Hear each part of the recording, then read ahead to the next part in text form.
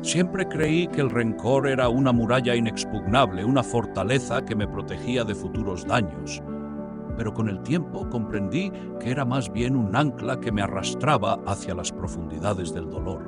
Mi relación con mi padre fue una tormenta constante, una lucha interminable por el afecto y el reconocimiento que nunca llegué a recibir. Desde que era niño, las tensiones en nuestra familia eran como una sombra que lo envolvía todo. Mi padre tenía un temperamento explosivo y una obsesión enfermiza por el dinero.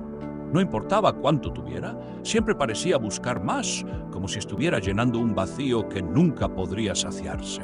Recuerdo vívidamente la vez que descubrí que había intentado robar mis ahorros universitarios para pagar sus deudas.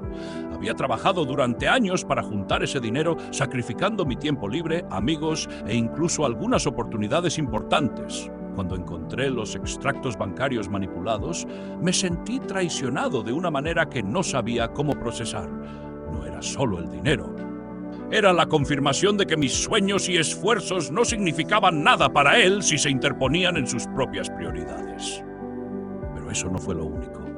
Hubo otro incidente que dejó una cicatriz aún más profunda. En un momento particularmente oscuro de nuestra relación, mi padre presentó una denuncia falsa en mi contra. No sé si fue su desesperación o simplemente una forma retorcida de ejercer control sobre mí, pero lo hizo. Me acusó de haber tomado dinero que, según él, faltaba de su cuenta bancaria. Fue un golpe bajo y humillante. Tuve que pasar días en una estación de policía explicando y justificándome por algo que no había hecho. Mi madre, que siempre había tratado de mantenerse neutral, finalmente intervino y mostró pruebas de que todo había sido una mentira. Pero el daño ya estaba hecho. Después de ese episodio, la relación se volvió completamente insostenible. Cada interacción con él era una batalla campal. Cada vez que lograba ahorrar algo de dinero, sentía que tenía que esconderlo como si viviera con un ladrón. Y no estaba del todo equivocado. Varias veces trató de manipular a otros miembros de la familia para obtener acceso a nuestras cuentas bancarias. Recuerdo una ocasión en la que intentó convencer a mi hermano menor de que le diera la contraseña de mi cuenta, diciendo que era para arreglar las cosas entre nosotros. Lo peor era que no podía confiar en nadie. Algunos familiares se pusieron de su lado, justificando sus acciones con frases como «es tu padre», y al final todo lo que hace, lo hace por la familia. Pero yo sabía que eso no era cierto. Lo hacía por él mismo, por sus propios miedos y carencias. Los años siguientes fueron un constante tira y afloja entre el deseo de alejarme definitivamente y la culpa de abandonar a mi familia. En el fondo, una parte de mí seguía buscando una señal de que él podía cambiar, de que aún existía la posibilidad de construir una relación. Pero esa señal nunca llegó. En lugar de eso, llegó otro intento de manipulación. Esta vez trató de vender una propiedad familiar sin consultarnos y quedarse con el dinero. Fue mi límite. Decidí cortar todo contacto. Durante los años en los que estuve distanciado, pensé que el silencio sería suficiente para sanar. Pero no fue así.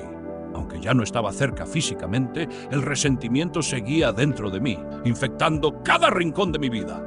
No podía mirar atrás sin sentir rabia y no podía mirar adelante sin sentir miedo de convertirme en alguien como él. Un día, mientras hojeaba un libro sobre el perdón, uno que había comprado casi por accidente, algo me golpeó con fuerza. Había una frase que decía: «El perdón no es para el otro, es para ti».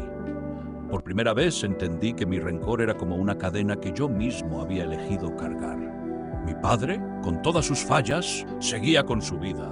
Pero yo estaba atrapado, encadenado a un pasado que ya no podía cambiar. Decidí enfrentar mi dolor de una manera que nunca había intentado antes. Escribí una carta, no para él, sino para mí.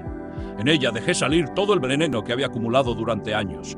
Escribí sobre los robos, las mentiras, las denuncias falsas, los gritos y las veces que me hizo sentir que no valía nada. Fue un proceso doloroso, como arrancar una espina que llevaba clavada en el corazón desde hacía demasiado tiempo. Cuando terminé la carta, algo cambió en mí. No fue como si todo el dolor desapareciera mágicamente, pero sentí que una parte de la carga se había aligerado. No le envié la carta, no se trataba de él.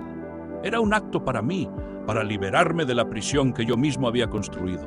Meses después, el destino quiso que nos reencontráramos. Mi padre ya no era el hombre fuerte y autoritario que recordaba. Se veía más viejo, más frágil, casi derrotado. Había un momento de tensión entre nosotros, como si ambos supiéramos que había demasiado que decir, pero ninguna palabra era suficiente. Finalmente le estreché la mano y contra todo pronóstico lo abracé. No hablamos del pasado, no hablamos de la carta, pero en ese instante sentí que una parte de mí, la parte que había estado rota durante tanto tiempo, comenzaba a sanar. El perdón no significa justificar, ni olvidar, ni siquiera reconciliarse del todo, pero significa liberarte, dejar de cargar el peso del odio y la rabia. No sé si él entendió lo que significó ese abrazo, pero para mí fue el primer paso hacia una libertad que nunca creí posible. Si estás leyendo esto y llevas una carga similar, quiero que sepas algo. El perdón no es un regalo para el otro, es un regalo para ti. Y aunque es difícil y duele, también es lo más liberador que puedes hacer por ti mismo.